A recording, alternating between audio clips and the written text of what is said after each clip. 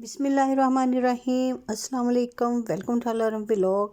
सर्दियों की सौगात साग यकीनन हर घर में बड़े शौक़ से खाया जाता है और जो पकाना जो है जो बहुत मुश्किल समझा जाता है कि साग जो है बहुत ज़्यादा टाइम लेता है, सारा सारा दिन साग को पकाना पड़ता है। तो आज मैं आपको बहुत ही आसान तरीका बताऊंगी जिससे साग जो है हमारा बहुत जल्दी से गल जाएगा और कुकर से भी ज़्यादा बेस्ट जो साग है वो हम हांडी के अंदर जो है वो तैयार करेंगे। तो फिर चलिए वीडियो को शुरू करते हैं। बिस्मिल्लाहिर्रहमानिर्रहीम। जो मैंने साग लिया, साग के तकरीबन 3 किलो है और इसको अभी साफ़ कर लेंगे। तो इसकी गंदलें जो है वो छोटी छोटी सी हैं अभी। और ये पत्ते का साग था। तो ये साथ में है पालक की एक गट्ठी, इसे भी हमने साफ़ कर लेना है अच्छे से। और साथ में बाथू है, बाथू जो है ये इसको ज़रूर डालें। इससे क्या होता है कि एक तो साग बहुत जल्दी से गल जाता है और इससे कलर जो है साग का वो भी बहुत अच्छा आता है। दूसरा ये है कि इससे जो साग का टेस्ट है वो बहुत ही अच्छा बढ़ के आता है। तो बाथू से ज़रूर इसके अंदर साग के अंदर जो वो डालें। तो ये इसके जो हमने डंडियां हैं बड़ी बड़ी जो उतार देनी है और इसका जो नरम डंठल है वो साथ रहने देंगे। तो इस तरह से जो बाथू है इसको साफ़ कर लेना है जी। तो इस तरह से हम सारे जो बाथू और पालक और साग जो है इनको साफ़ कर लेंगे। तो जो साग है इसकी भी जो गंदल होती है साग की उसको हम छील लेंगे।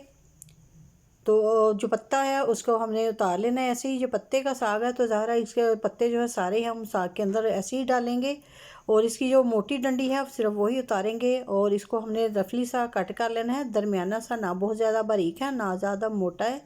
तो इस तरह से छुरी की मदद से ही हमने इस तरह से इसको कट कर लेना है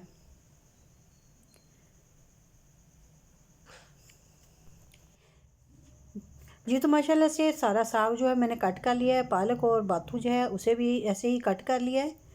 तो हांडी जो है मैंने चूल्हे पे रख दिया और इसके अंदर मैं पानी डाल के तो आग को जो है वो ऑन कर दूंगी, चला दूंगी।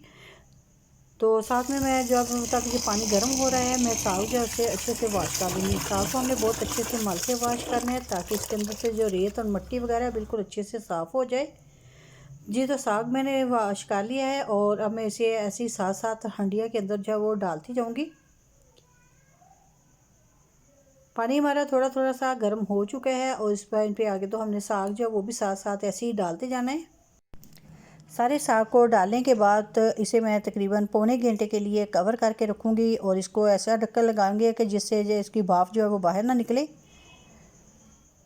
तो माशाल्लाह जी पौने घंटे के बाद आप देख सकते हैं कि साग जो हमारा काफ़ी हद तक जो पक भी चुका है। और इस पॉइंट पे आके तो मैं इसका जो पानी है इसे निकाल दूँगी, क्योंकि एक दफ़ा जब साग का जो पानी है उसे ज़रूर निकाल लें। इससे साग जो है हमारा कड़वा नहीं बनेगा और बहुत ही टेस्टफुल साग जो है वो बनेगा।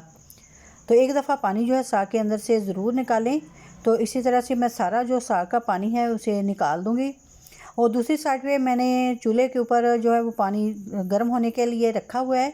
तो जब भी आप साग के अंदर से पानी निकालें तो उसके अंदर बाद में गर्म पानी जो है वो डालें। तो इसलिए मैंने गर्म पानी जो है वो रखा हुआ है और साथ में मैं ये साग का जो पानी है वो निकाल रही हूँ। तो जी साग का सारा पानी जो है वो निकल चुका है और इस पॉइंट पे आके तो मैं इसके अंदर जो मैंने पानी गर्म किया है तो उसको मैं इस साग के अंदर जो है वो ऐड कर दूँगी।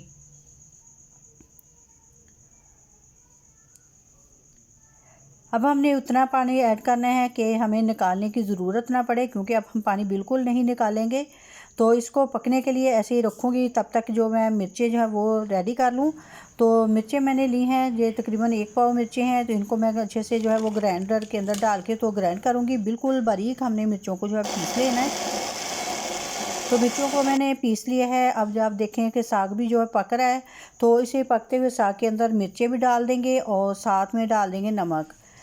मिर्चें आप अपने हिसाब से डाल सकते हैं और नमक भी आप अपने हिसाब से जो है वो डाल सकते हैं। मैंने मिर्चें डाल दी हैं और साथ में मैंने जो है नमक जो वो ऐड कर दी। जो मैंने मिर्चें ग्राइंड की थी, मिर्चें मैंने उसमें से हाफ़ ऐड की हैं। तो इसे मिक्स करने के बाद मैं इसे आपको बताऊंगी, 2 तरीके आपको बताऊंगी कि किस तरह से हम इसको जो है वो हांडी को कवर करके जो रख सकते हैं। तो जो साग है हमारा अब बहुत ही जल्दी से जो है बिल्कुल अच्छे से परफेक्ट गल जाएगा। कुकर से भी बेहतर साग जो है वो मिट्टी की हांडी के अंदर जो है वो गलेगा। तो आप जब भी साग पकाएं तो मिट्टी की हांडी के अंदर पकाएं, कुकर के अंदर बिल्कुल ना पकाएं। तो आप देख सकते हैं कि मैंने सबसे पहले तो ढक्कन लगाया। आप ऐसा ढक्कन लें जो बिल्कुल हांडी के ऊपर अच्छे से आ जाए, भाप वगैरह बिल्कुल ना निकले। दूसरा तरीका यह है कि इसके ऊपर मैंने एक बर्तन रखा है और ये स्टील का बर्तन है और इसके अंदर मैं पानी डाल के तो इस तरह से रख दूँगी ताकि जो स्टीम है इसकी वो बिल्कुल बाहर ना निकले। इस तरह से साग जो है वो बहुत ही अच्छा सा परफेक्ट गल जाएगा। तो आप देख सकते हैं तकरीबन 35 से 40 मिनट के बाद हमने साग जो देखा तो बिल्कुल अच्छे से गल चुका था। और अब आप ये देखें, जो साग घोटने वाला घोटना होता है तो उसकी मदद से इस तरह से इसको दबा दबा के पहले इसको कूट लेना है साग को, और इसके अंदर फिर गंदम का आटा थोड़ा सा डालते जाएं और इसको ऐसे अच्छे से घोटा लगा लें। आप इसके अंदर मकई का आटा जो है वो भी इस्तेमाल कर सकते हैं, लेकिन मैंने इसके अंदर, मेरे पास मकई का आटा नहीं था तो मैंने इसके अंदर गंदम का आटा जो वो इस्तेमाल किया है। तो माशाल्लाह जी आप देख सकते हैं कि कितना परफेक्ट साग जो हमारा बन चुका है। जी तो आपने देखा कि कुकर से बेहतर साग जो है मिट्टी की हांडी के अंदर बन चुका है। तो आप कुकर के अंदर कभी भी साग ना बनाएं, क्योंकि कुकर के फटने का जो है वो डर बहुत ज़्यादा होता है। जी तो मैं साग को तड़का लगाऊंगी। तो तड़का लगाने के लिए मैंने घी जो है वो कढ़ाई के अंदर डाल दिया है और मैं इसके अंदर ऐड करूंगी कुटा हुआ लहसुन। तकरीबन 1 टेबल स्पून मैंने लहसुन जो है वो ऐड कर दिया है। इसको मैं ब्राउन होने तक जो है वो कुक करूँगी। जब अच्छे से खुशबू आने लग गई तो अब मैं इसके अंदर ऐड करूँगी प्याज। एक अदद प्याज जो है वो छोटी दरमियानी साइज़ की प्याज थी तो मैंने इसके अंदर ऐड कर दी, और साथ में मैंने अदरक जो है वो मैंने इस टाइम पे जो है वो ऐड किया है।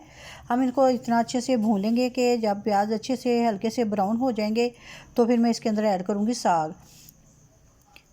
तो जी मैंने साग जो है उसे ऐड कर दिया है। साग को डालने के बाद अब मैं इसके अंदर ऐड करूँगी सब्ज़ धनिया।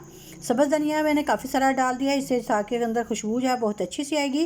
तो अब मैं इसे कुक कर लूँगी, अब पका लूँगी। तो अब मैं दोबारा से थोड़ा सा मसाला और ऐड करूँगी। मैंने जो इसके अंदर देसी घी ऐड किया है, और जब मैंने मसाला भूना था तो उसके अंदर से जो मैंने थोड़ा सा मसाला निकाल लिया था। अब हम इसका लगाएंगे ऊपर से तड़का। तो अब मैं इसके अंदर ऐड करूँगी ये सब्ज़ मिर्चें हैं 4 अदद, और 2 मैंने अदद की हैं छोटी वाली जो सुरख मिर्चें होती हैं, गोल मिर्चें। तो इनको हमने अच्छे से फ्राई कर लेना है। फ्राई करने के बाद जब हम साग किसी भी बाउल के अंदर डालेंगे तो उसके ऊपर से हम इसका जो देसी घी का तड़का है वो लगाएंगे। तो इससे जो साग है हमारा बहुत ही टेस्टफुल और मज़ेदार बनेगा। साग को बाउल के अंदर जो है ट्रांसफ़र करेंगे। तो माशाल्लाह जी आप देखें साग की लुक देखें, और साग देखें कितना मज़ेदार और टेस्टफुल सा जो वो रेडी हो चुका है, और कितना मुलायम साग जो है हमारा रेडी हुआ है। और ऊपर से देसी घी का लगाएंगे तड़का। तो माशाल्लाह जी आप देखें साग की लुक देखें, बहुत ही मज़ेदार, बहुत ही टेस्टफुल जो साग है हमारा रेडी हो चुका है। अगर आपको मेरी आज की वीडियो जब पसंद आई तो प्लीज़ लाइक करें, शेयर करें। चैनल पे नए हैं तो प्लीज़ चैनल को सब्सक्राइब करें, और साथ में बेल आइकॉन का बटन ज़रूर प्रेस करें ताकि मेरी आइंदा आने वाली हर वीडियो का नोटिफिकेशन सबसे पहले आपको मिल सके। और इसके साथ ही मुझे दीजिएगा इजाज़त, अपनी दुआ में इजाज़त रखिएगा। अल्लाह हाफिज़।